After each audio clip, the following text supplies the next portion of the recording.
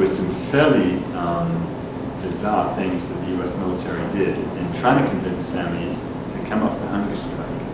You know, they I think lied to him about the fact that they thought he had cancer, because when we got him to Khartoum, he was immediately cleared of cancer. And for almost 6 months, the US military was saying he might have cancer and that he couldn't see the right doctor until May 2008, 6 months after he'd learned it. And they were also saying he couldn't have medical care until he came off hunger strike.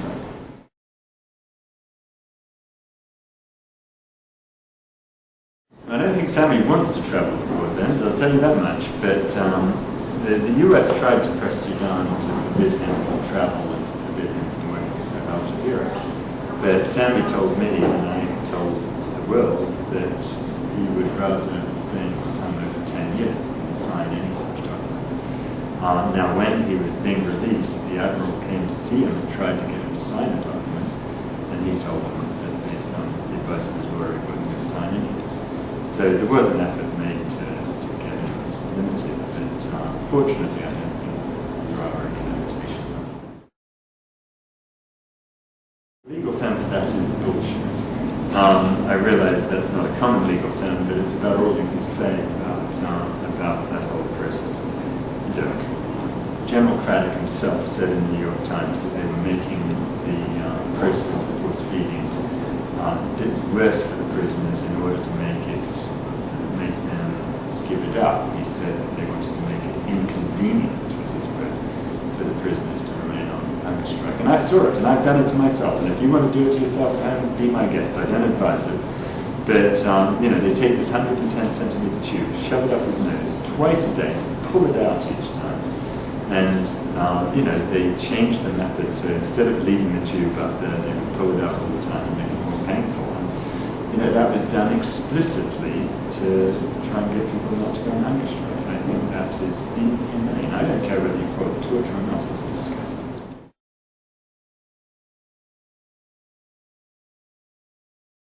Oh, look, I've been threatened down there on 3 separate occasions. And, you know, I don't laugh about it. It's not fun. It's very intimidating. But some of them are quite funny. The last time was when they accused me of smuggling Speedo swimming trunks into my clients. And if you'll just give me a second, I will show you our response to that. So we've come out with a nice pair of underpants here, which say "Fair Trial Maya," and that is the only response possible to these absurd allegations that we were smuggling underwear into our clients. You know, I got to say, I don't know what their theory is, that somehow prisoners are short on pants. You know, whatever. But it's pretty disgusting, I think, that they accused me at one point of trying to get my clients to commit suicide. Anything but. I mean, the last thing, I was panic-stricken when I heard those 3 guys that died because I thought one of them was a Saudi, might have been chaperone of my clients. And I was very grateful that it wasn't him, but it was very sad that it had to be someone else. If you look at September 12th, 2001, the day after the attack on the World Trade Center, there was a vast reservoir of goodwill for the United States around the world. That reservoir has long since drained away, and the world today is a much more dangerous place than it was on September 10th, 2001. And now, look, there are 2 causes of that. One are the lunatics who commit crimes like 9/11, and the other is George Bush and the Bush administration and people who have gone along with the destruction of human rights. You know, there is no sane person who can look you in the eye and say that Guantanamo Bay has made the world a safer place. It hasn't. A CIA agent said as long ago as 2004 that for every prisoner we hold in Guantanamo Bay, we create 10 people who want to blow us up. That's the simple truth. I think it's probably more than that. It doesn't excuse the people who want to blow us up, but it explains them. And yet on the other side, Guantanamo has achieved absolutely nothing positive. So Bush has set us back a generation in moving the world towards being a more decent place, a place that respects human rights. But so what? You know, the world goes in cycles. The truth is, we're right and he's wrong. So we're going to get back on track and get back to where we need.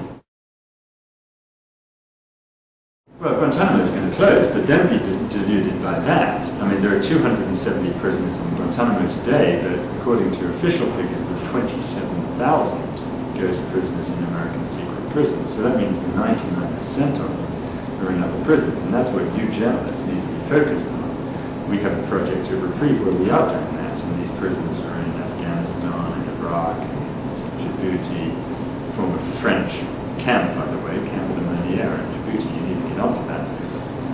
And then there are these ships, there's Diego Garcia, there's all sorts of places where prisoners are being held, and we've got to reunite those prisoners with the rule of law, because every single person in those secret prisons is worse off than anybody in Guantanamo Bay. So sadly, this battle is a long way from being resolved, but we'll resolve it in the end. So what keeps you going? Why are you doing all this? Keeps me going. What on earth else is to do in life? I don't know why anyone would be a journalist to do anything other than what I do as a lawyer, and I sincerely hope all the people who are watching your thing will come and help us, because we need the help. But look, there's only one point to having power, right? And you have power as a journalist, I have power as a lawyer, and that's to help people without power. And so that's the job. It's fun. When you compare to what I get to do every day with what some poor soul has to do, either working in McDonald's or working for some corporation that's doing something totally useless, my life is much happier and easier. It's not tough.